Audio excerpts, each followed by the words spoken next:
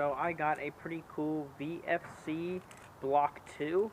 So this is my brother's. It is actually for sale. So if you're interested in this, I will have my Instagram in the description. Serious buyers only. You have to have the money because this is an expensive gun. Retail, I mean, all this would have costed like $1,000 roughly. So let's start from the back and go to the front. There is a PTS Magpul stock on here. There is a FCU in here. It is a Polar Star. Metal buffer tube, AMB sling mount on the receiver, Magpul PTS pistol grip with a Valken grip connect modified to fit. That is genius. That was done by the previous owner of this system because my brother got this in a trade. The body on here is an Echo 1 Platinum. It is made by VFC. VFC OEM, metal body, the nice light aluminum, very light gun honestly. Super good quality. Functioning parts on here. Everything's put together nicely. Selector switch feels fantastic, and the body is in great shape. As you can see, just a couple scratches here and there. And then the rail system on here is a Daniel Defense licensed Mad Bull, made by Mad Bull. I believe it's the Block 2 is what they call it.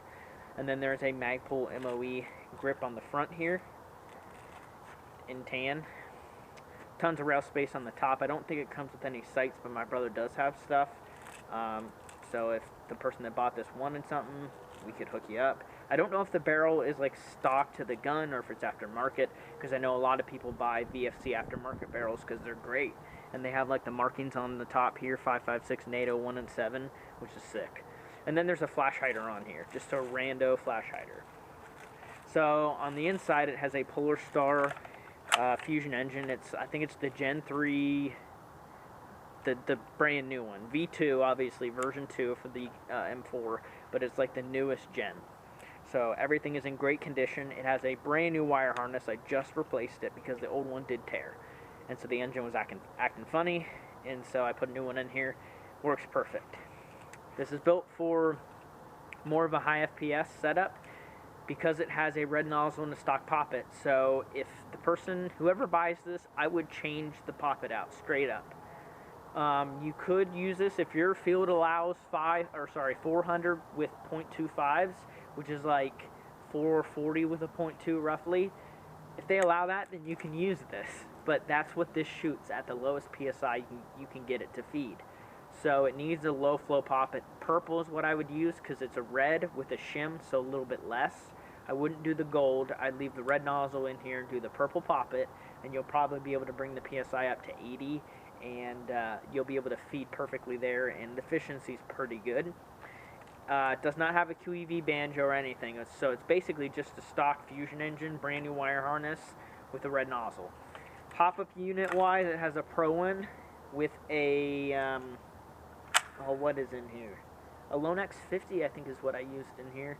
And then I believe it's the stock inner barrel. I will have to check with my brother to see if the barrel's upgraded. I don't think it's an Orga or anything like that, but it might be something special. So, but the gun is going to cost $650. I believe that's with shipping. So that's a pretty good price considering, again, the gun retail is worth over $1,000. So it's really not that bad at all. Shoots really good, but again, hard. Now, rate of fire wise, I have it set for 25, so it's more of like a milsim gun for, you know, higher FPS, lower rate of fire. So that's kind of how I have it set up. So if somebody was allowed to shoot 400 with 2.5s, they're not shooting 30, 35, 40 rounds a second, because that'd be ridiculous. That is way hard. DMR FPS. If a field allows you to do that, then lock it. If they allow you to use an M4 body and do a DMR, this could work. You could put like a variable magnified optic on here, variable magnification, like a short dot sort of thing, in a pretty short package because it's not too long of a gun, and then still have that semi-auto speed on semi. It's like a DMR setup, but I don't know. Most fields won't allow that if they're trying to be super milsim, and you have to have a 7.62 magwell to DMR. That's complete cringe for open plays. I can see those sort of rules for milsims, like, you know, AMS, Milsim West. Yeah, when you have a DMR, you want to use 7.62 because that's realistic. But for open plays and just like mini milsims, that's pretty utter cringe to have rules like that. It's really actually not good for airsoft. But I'm going to come off my soapbox and shoot it. So I have just a little bit of air left, and I have it set for 60 psi, and it feeds pretty good, but that's pretty much the lowest psi you can run it in my experience. So let's go ahead and shoot it with a Crytek high cap. Again, I don't have much air in this tank left. Trigger response is good like always. Short trigger, full mod. I mean, it's a fusion engine. Come on, guys.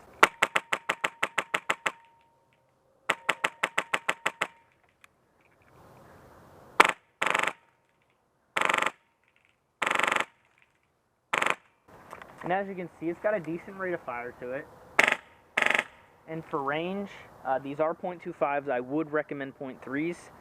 Definitely out of this gun because of that FPS. And just in general, like, this gun would shoot fantastic with 3s.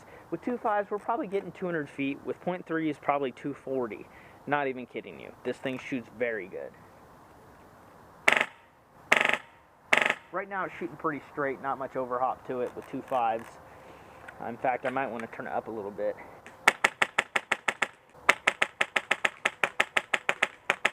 Uh-oh, it's starting to misfeed. I think I'm running out of air already.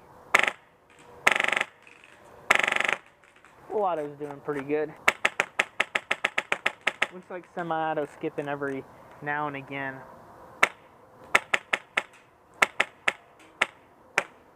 It's very consistent. I'm running out of air.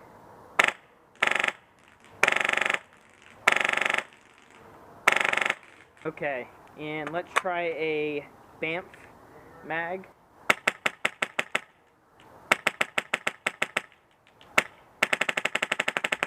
It actually is pretty good. Again, the air's running out. Said they're pretty good. It's cold out here too, about 30 degrees. It's skipping.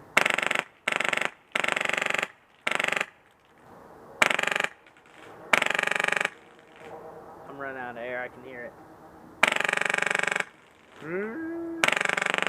Yeah, listen to this. It's dying. So yeah, I have good faith that this would feed 100% with mid-caps, at least good mid-caps. BAMFs are decent, so EPMs would probably work. You might get away with some Elite Force, maybe Mag Brand, but I would use 3s. So generally, if you buy this gun, purple pop it so you can raise the PSI. If you want to try to turn the RPS up, you can, a little bit by fine-tuning it after you replace the poppet. But generally, .3s, high caps, and even .3s for mid caps is what I would use. So overall, a pretty good gun for $650 shipped, I believe is what it's going to cost, including shipping. Trades, no trades at all.